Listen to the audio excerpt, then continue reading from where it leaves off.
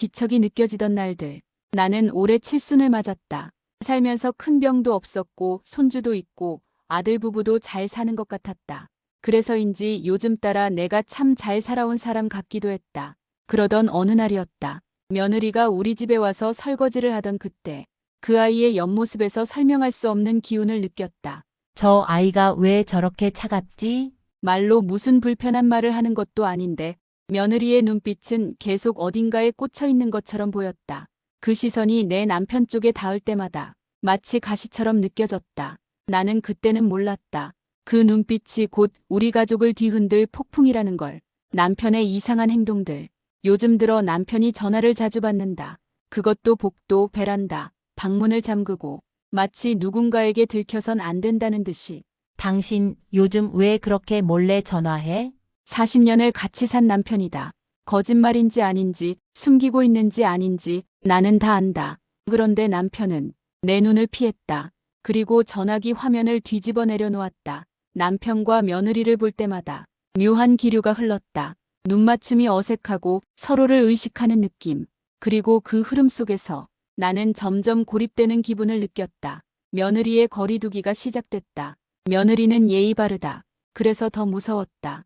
어느 날 며느리가 택배 박스를 열고 무언가를 가만히 읽고 있었다. 나는 그냥 궁금해서 물었다.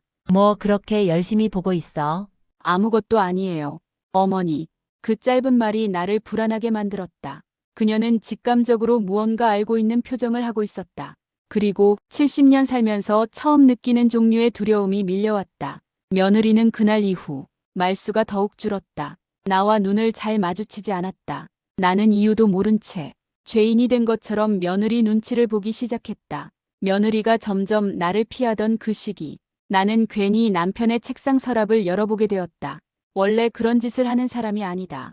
남편 물건에 손대거나 의심하는 스타일이 아니다. 하지만 요즘 따라 심장이 계속 예고 없이 철렁하고 떨어졌다. 서랍엔 볼펜, 오래된 서류들, 그리고 아주 낯선 이름의 종이 한 장이 있었다. 여성의 이름, 그 아래 적힌 날짜.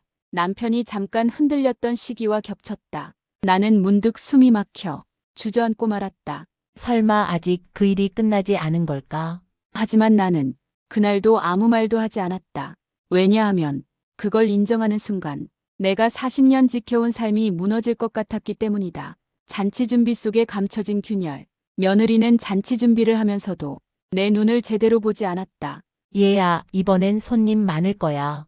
음식도 미리 예약하고. 네, 알아서 준비할게요. 알아서 준비할게요.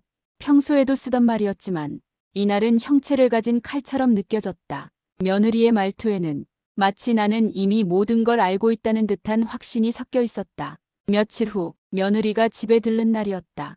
나는 방문을 열려다가 그 아이가 방 안에서 누군가와 통화하는 걸 보았다. 네, 확인했습니다. 네, 내일 보내주시면 돼요. 네, 맞아요. 그분 이름이 맞아요. 그분, 누구? 그리고 확인했습니다.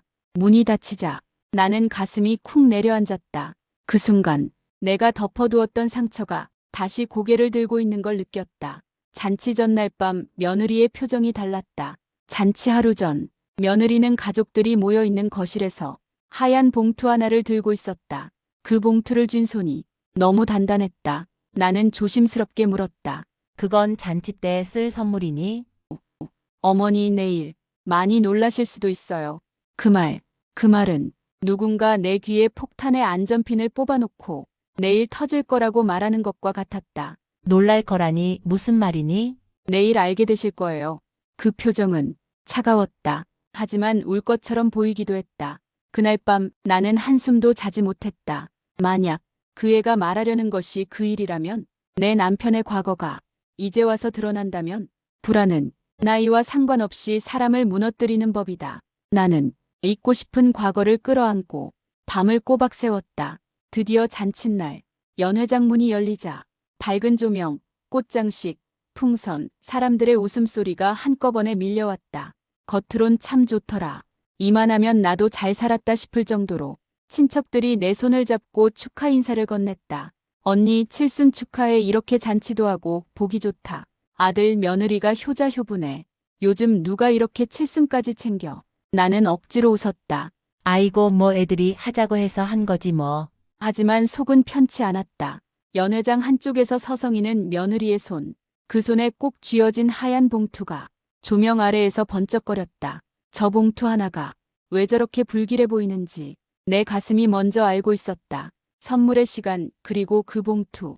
케이크 촛불을 끄고 사진도 찍고 분위기가 조금 느슨해졌을 때였다. 자, 이제는 축하 선물 시간입니다. 먼저 큰딸, 큰아들부터. 신우이는 목걸이 상자를 내밀며 떠들썩하게 웃었다. 엄마, 이건요. 저희가 모아 산 거예요. 예쁘게 하고 다녀요. 남편은 지팡이를 내밀며 말했다. 당신 무릎 아플 때 이거에 기대. 이제 나한테만 기대지 말고. 그 말에 사람들은 웃었지만 내 마음은 묘하게 서늘했다. 그리고 마지막, 이번엔 며느님이 준비한 선물 모두 박수 부탁드립니다. 사람들이 손뼉을 치며 며느리 쪽으로 시선을 돌렸다. 며느리가 일어섰다. 손에 든 하얀 봉투 하나. 얼굴은 차분했지만 그 눈은 단단하게 굳어 있었다. 아버님, 이번 선물은 이 집안 모두가 꼭 함께 보셔야 하는 선물입니다. 연회장이 순간 잠잠해졌다. 이 말은 평범한 선물 소개가 아니었다. 그 말 한마디에 내 심장이 쿵 하고 떨어졌다. 왔구나. 막연하게 두려워하던 그 순간이 며느리가 봉투를 시아버지에게 건넸다. 시아버지는 손을 떨며 봉투를 열고 서류를 꺼내들었다. 하얀 종이 위 굵은 글자 몇 줄.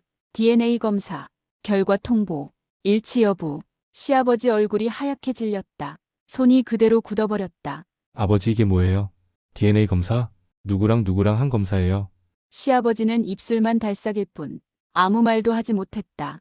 그 침묵 속에서 며느리가 조용히 말을 이었다. 어머님, 아버님, 그리고 여러분, 이 검사는 저희 남편이 아닌 다른 아이와 아버님이 진행하신 검사입니다. 잔치장 여기저기서 헉 하는 소리가 터져나왔다. 다른 아이? 그럼 숨겨둔 자식이 있다는 거야? 모든 시선이 남편과 나에게 꽂혔다. 나는 손이 떨렸다. 접시 위 젓가락이 부딪혀 딸깍거렸다. 남편은 고개를 숙였다. 그냥 옛날 일이다. 옛날 일이면 왜 지금 내 칠순 잔치 날 이런 종이가 여기 있는 건데? 왜 며느리 손에 들려 있는 건데? 내 목소리가 잔치장 전체에 울려 퍼졌다. 그날 나는 칠순 잔치 주인공이 아니라 가장 바보 같은 사람이 되었다. 며느리가 한 걸음 앞으로 나왔다. 죄송합니다. 하지만 이 사실은 저 혼자만 알고 있을 일이 아니라고 생각했습니다. 아버님, 왜 이런 검사를 몰래 진행하셨습니까? 시아버지는 여전히 고개를 들지 못했다. 당신, 나랑 40년을 살았어. 아이 낳고 집 사서 꾸리고 좋을 때도 안 좋을 때도 붙어서 살아왔어.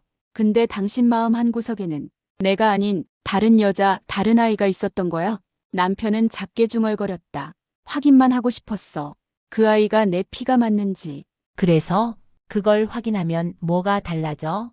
지금 우리 가족이 있는데 지금 옆에 있는 사람이 나인데 그걸 왜 이제 와서 확인해야 했냐고.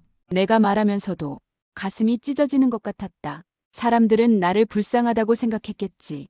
하지만 그 순간 나는 불쌍한 노인도 아니고 그냥 속임당한 여자였다. 며느리는 담담하게 말했다.